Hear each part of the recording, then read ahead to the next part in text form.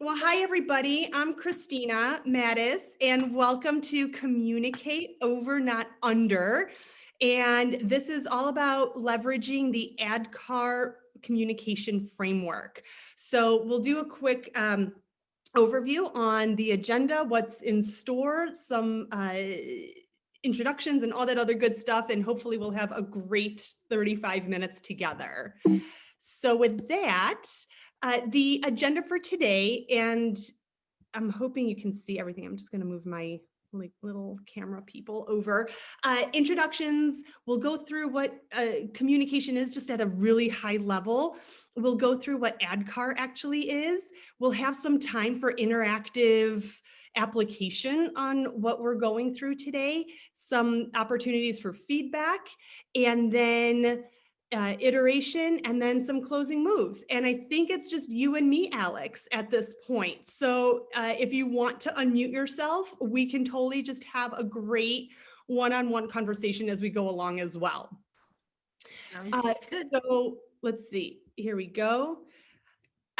So at this point, you'll see in the bottom right-hand corner, there's a link to the slides for today. I definitely want you to have access to the slides because we will be engaging with some of the hyperlinks on here. And so just go ahead and access the slides. And I'd also love to, if you are comfortable, just getting your email address so that we can stay connected in the future, because I'm hoping that this isn't a one and done interaction. We can definitely stay connected going forward. Does that sound good, Alex? Sounds good. Awesome. So a quick overview on who I am. I've been active in education since 2003, started as a classroom teacher, moved up as a TOSA, and then pretty much for the last 6-7 years have been in some kind of leadership role in technology and education. So anything from digital learning, which is the all-encompassing, digital citizenship and pedagogical uses of technology and all that other wonderful good stuff.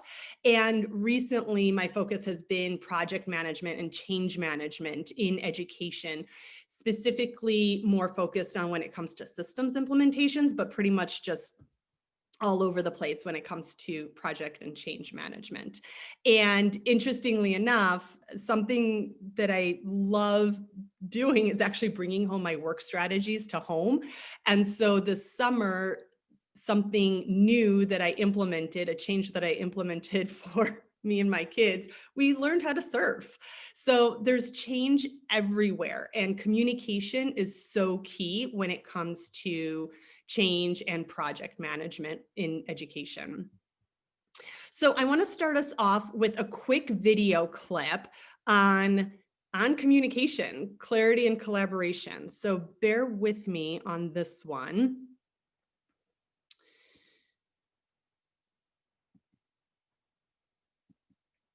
That needs to be. All right, what is this? No, this. What is this? We didn't count on servers taking food to the wrong table because it was that simple. That needs to be turned into 2. All right, we're doing it again. Just give the deuce that one. No, but I already have a deuce. 2s or L's always. It should be on dessert. Is 1 L on dessert or entree? I'm not sure we got it for you today.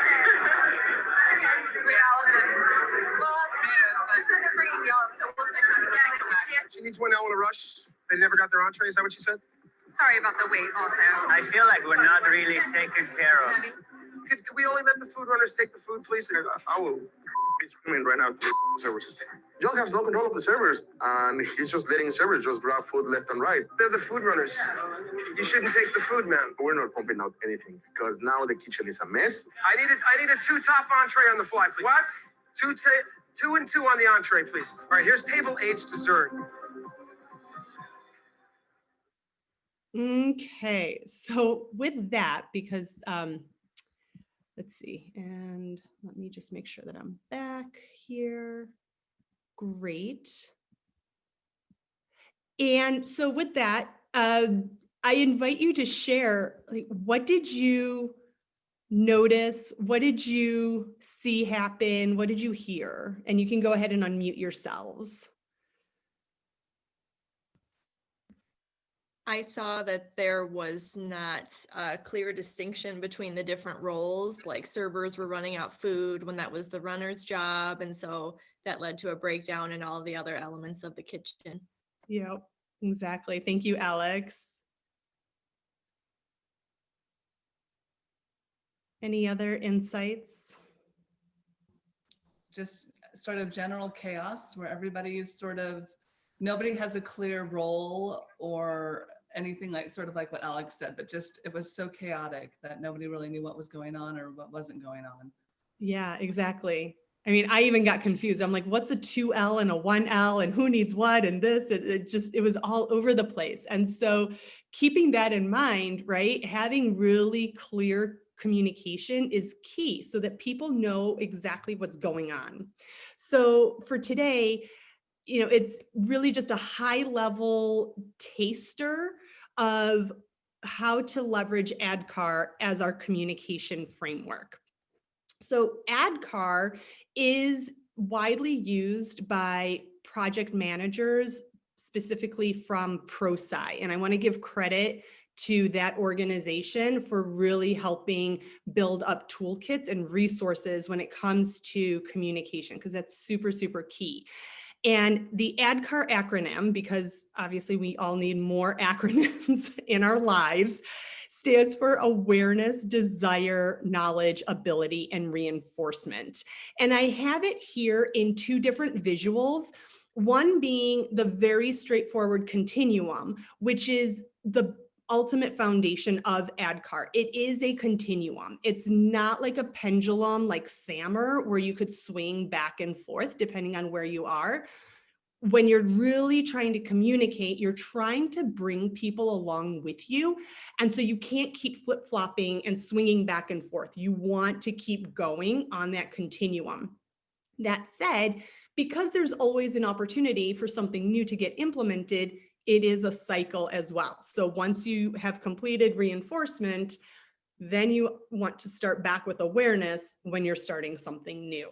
So it really depends on where you're at and what you're doing. There are 3 states of change when it does come to communicating clearly and accurately. One being you're in a current state right now, but for whatever reason you're communicating, you want to get to a future state, a desired state.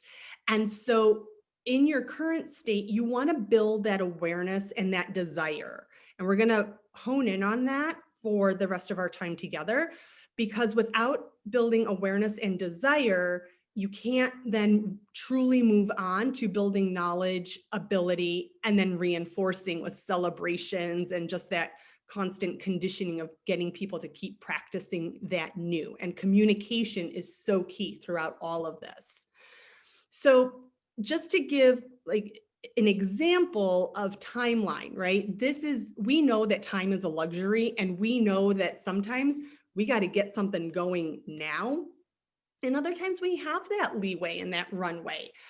But typically you want to give about, a decent amount of time, 4 or 5 weeks even, sometimes if you have that luxury, to build awareness, about equal amount of time for desire and knowledge and ability. And then reinforcement is probably your longest, because it takes time for that new to really sink in and for those habits and behaviors to change. So thinking back to my kids for, the summer when we learned how to surf, I actually, it was kind of truncated. It's all, it's not equal segments of communication with the kids, but, build awareness, like what is surfing, and building the desire. Do you want to surf? And then we had to build our knowledge, right? Taking our lessons and training, and maybe not professional development with kids, but, something similar. And then practicing application, building that ability, and then reinforcing, right? We just keep going to the ocean, keep going to the beach.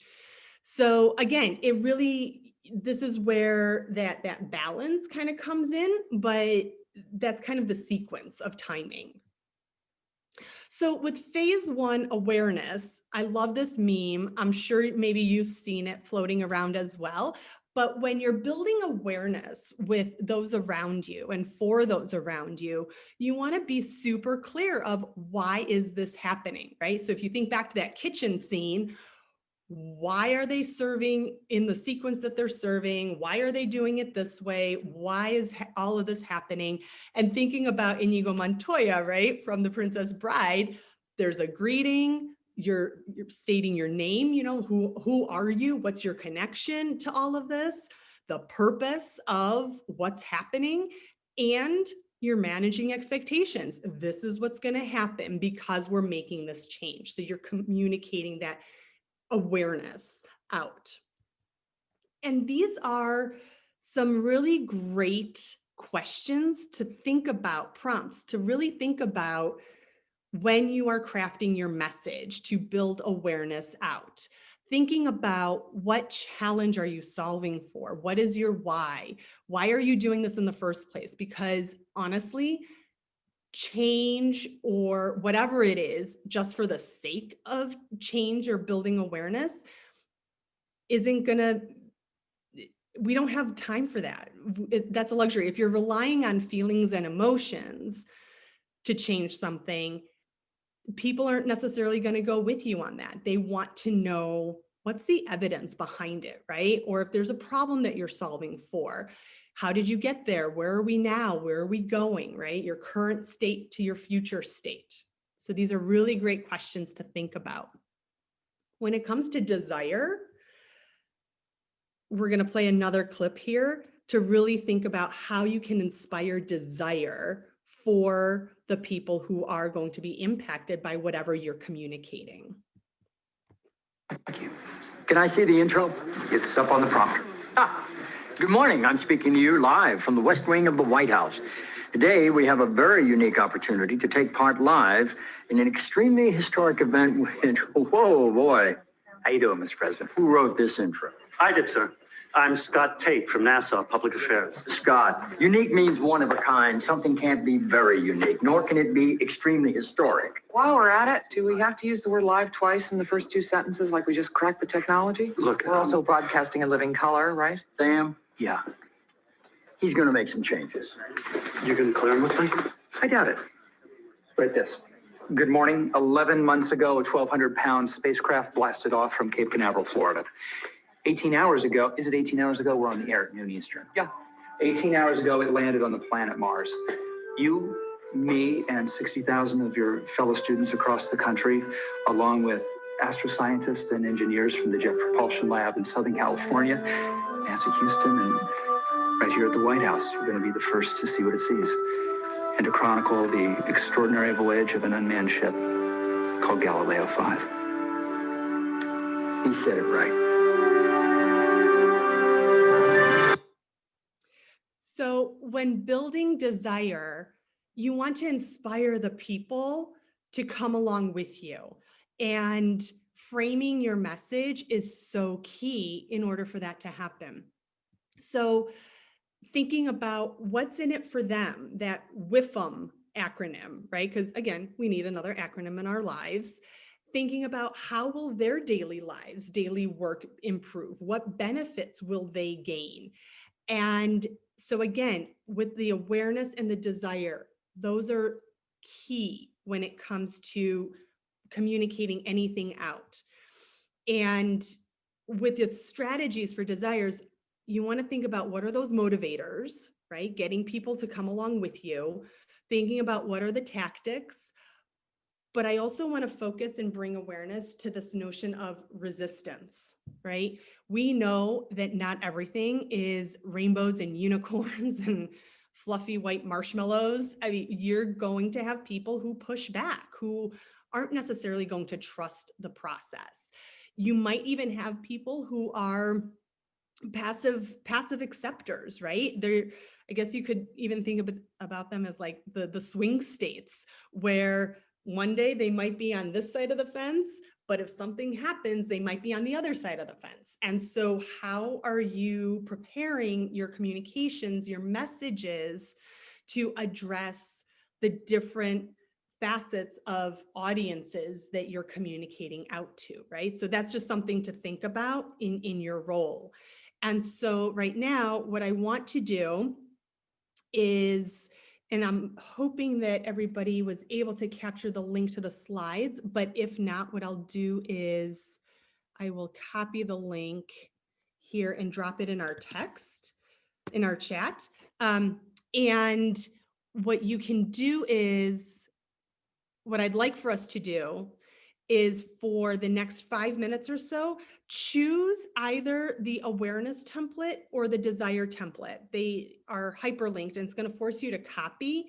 And for the next 5 minutes, I'd like for you to practice answering some of those prompts to help gauge how you're going to craft and draft a message. So 5 minutes, super quick.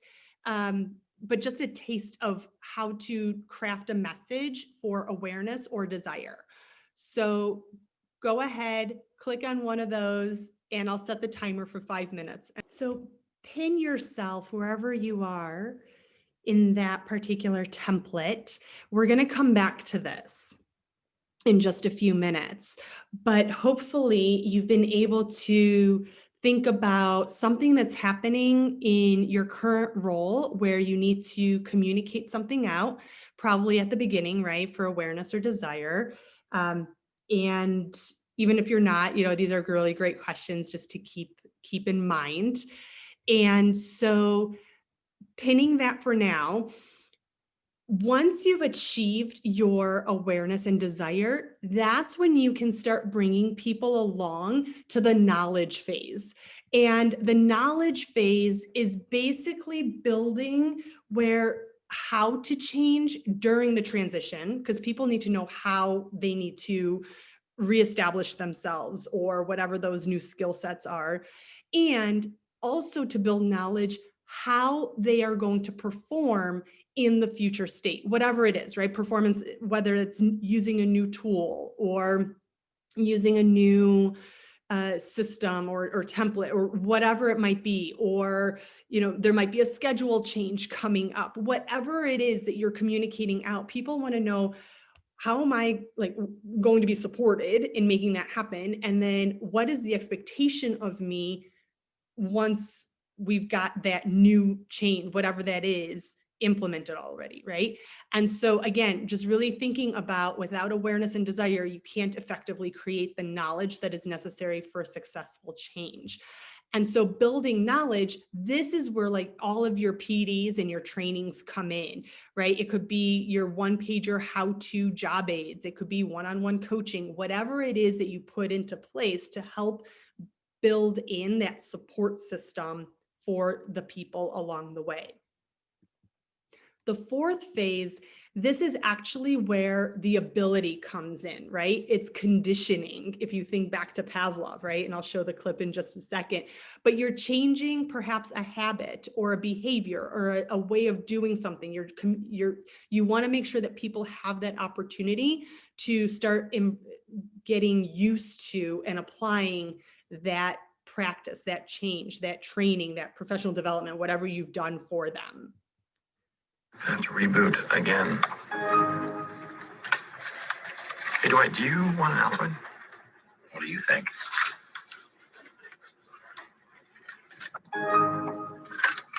Dwight, want an Altoid? Okay. Altoid? Sure.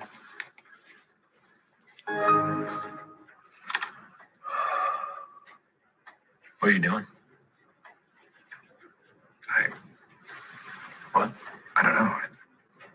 Well, my mouth tastes so bad all of a sudden. So, it's this conditioning, right? So that it becomes part of the tapestry of people's lives in the workplace, right? That there's something that you've communicated out that you want to truly become internalized and embraced and embodied. And so thinking about, right, performance monitoring or access to the experts who can be there to help provide those resources. And then finally, reinforcement. this is where you can just continue practicing and celebrating for people continuing to take on whatever you've communicated out. And you want to continue communicating, right? Recognizing those who just appreciating everybody and showing that sense of gratitude and allowing people to get that motivation to continue and that inspiration to continue.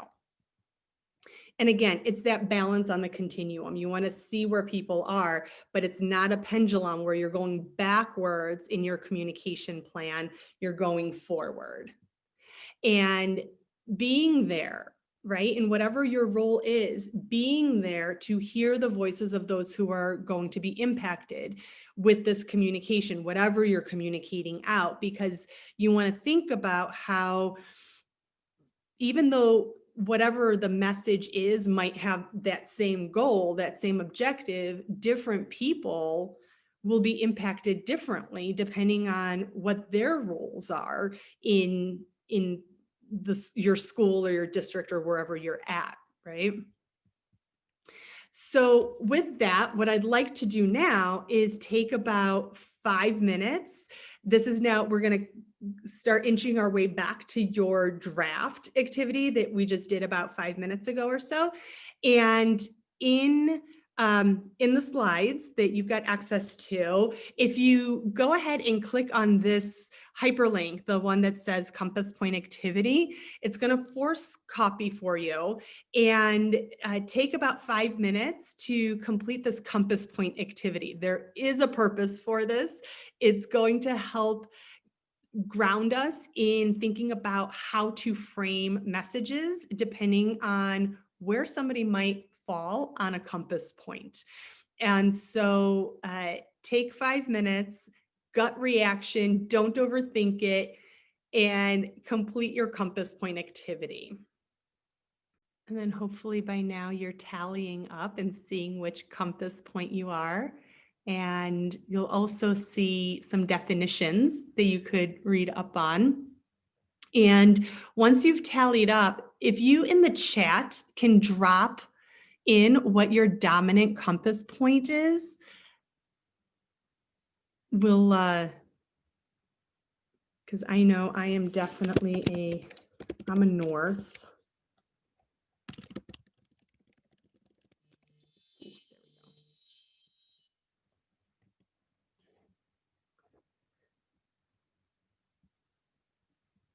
Anyone else is willing to share their compass point?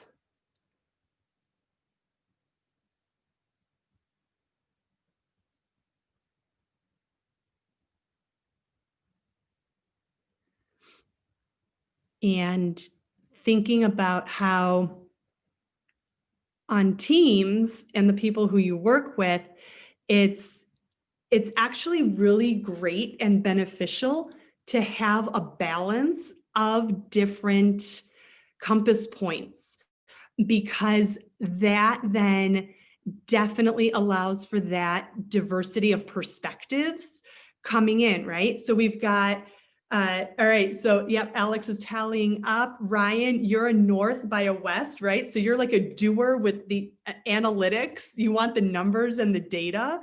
That's awesome, right? And so thinking about how you can all then be on, work with each other to really bring out each other's, the advantages of having the different compass points.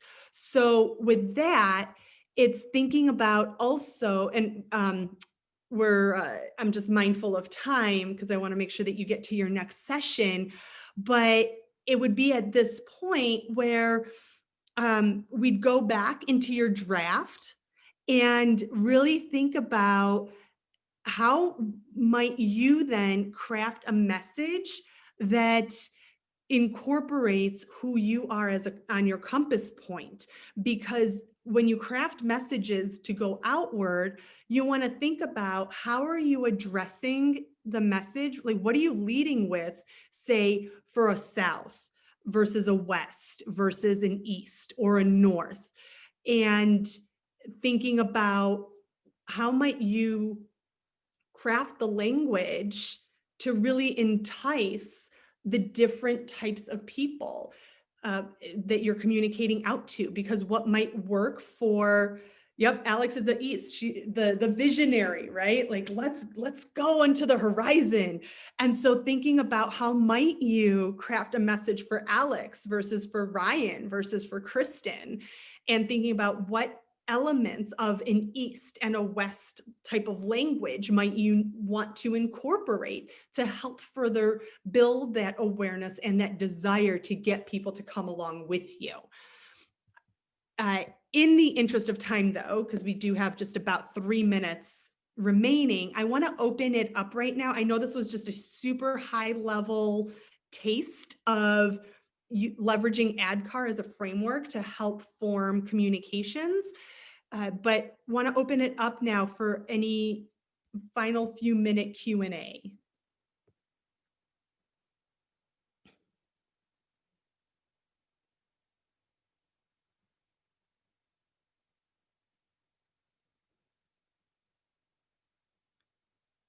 If you do have any questions, just let me know. Again, I want to give closing credits to where I've pulled these resources and curated and have taken information from others, and that's the Management Center, ProSci Change Management, and Harvard Business Review books, many people. I want to make sure that I'm giving credit where credit is due. There's not much that I come up with. I just really hone in on and really think about what works and where I've applied it in my profession. And typically this is a 1 hour session. I had to truncate it down to 35 minutes, but I would love to get feedback because there's always room for improvement. Or even if there was something that you're like, oh, that was actually really insightful, that was good, let me know that as well, because I'd like to know what I should keep going forward. So again, you do have access to all the slides. They're yours. If I make updates or changes along the way, I mean, obviously they're going to reflect for you as well. And feel free to stay in touch. I do, this is a community, and staying connected and brainstorming with each other is critical, and it's a benefit. So I do hope that we are able to see each other one day in real life at an actual conference. So thank you so much. And in case you are interested to read up more, I did drop some additional resources in the garage section of these slides, and some additional tips, tricks, and best practices that you can incorporate. Any final thoughts, closings, comments? East and South? Awesome. All right, well, it's 10:30. It's time for the next session. Thanks so much for joining me. And it was awesome to hang out.